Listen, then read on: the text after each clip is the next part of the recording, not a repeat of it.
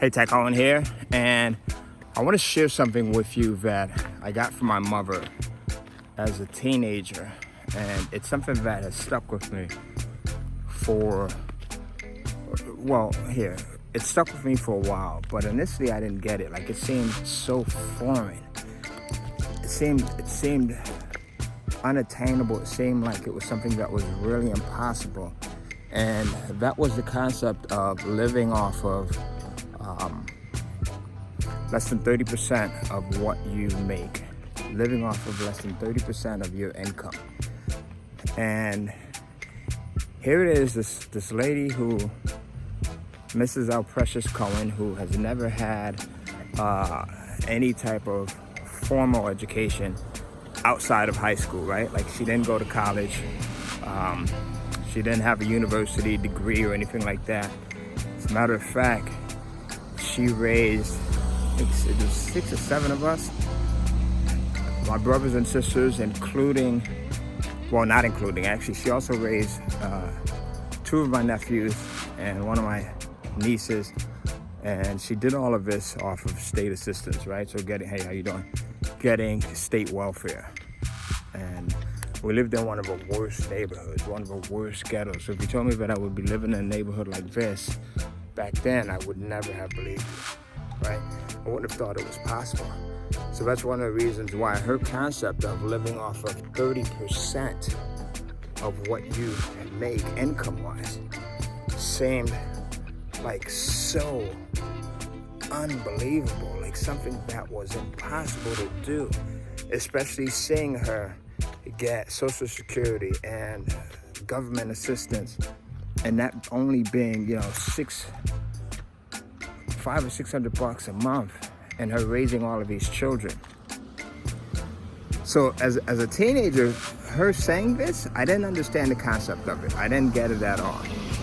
It wasn't until, I got a little bit older, in my 20s, I started to practice it. And I said, you know what, I'm gonna see how doable this is.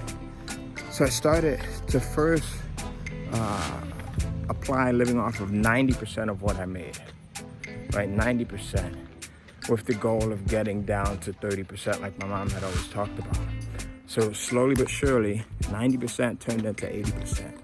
80% turned into 70. 70 turned into 60. And I got to this point where I started to believe it more and more, right? So that's the good thing about changing your paradigms, having this paradigm shift. Even a thing that seems impossible to you initially soon becomes a reality if you at least are open enough to exploring it.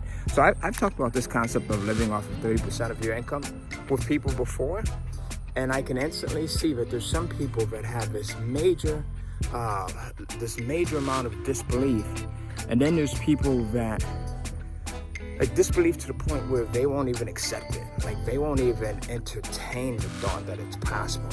They'll come in and they'll say, well, if you knew how much I made, or, well, unless you're living with your parents, then you can do it. And, so you have to have this open belief first before you can do anything. You have to be able to objectively look at things and say, well, that's a new concept. That was when I was a teenager. I took that in that form. When my mom said it, I'm looking around. We're living in this small, had to be like 900 square foot house. All of us. We're sharing beds, we're sharing rooms. I'm saying, well, I don't think my mom's living off of 30%. There's no way she could live off of 30% of what she's getting and still raise all of us. And she wasn't. But she knew that if she planted that seed in her children, and I'm the only one out of her children that took it, out of all of her 10 plus kids that she raised, I'm the only one that took that. So I'm hoping that out of all of the people that watch this video, you're the only one that takes it. Not the only one. I'm sorry. Hope you're not the only one, but I hope you're one of a few that watches this video and that embraces it, that concept, because it is possible. Right? It's beyond possible. Ask yourself the question of how can I versus providing the statement to yourself that I can't.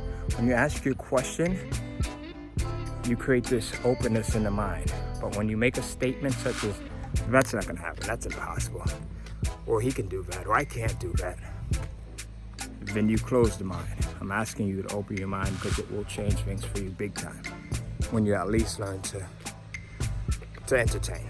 All right, so I'll see you, and hope this video finds you well.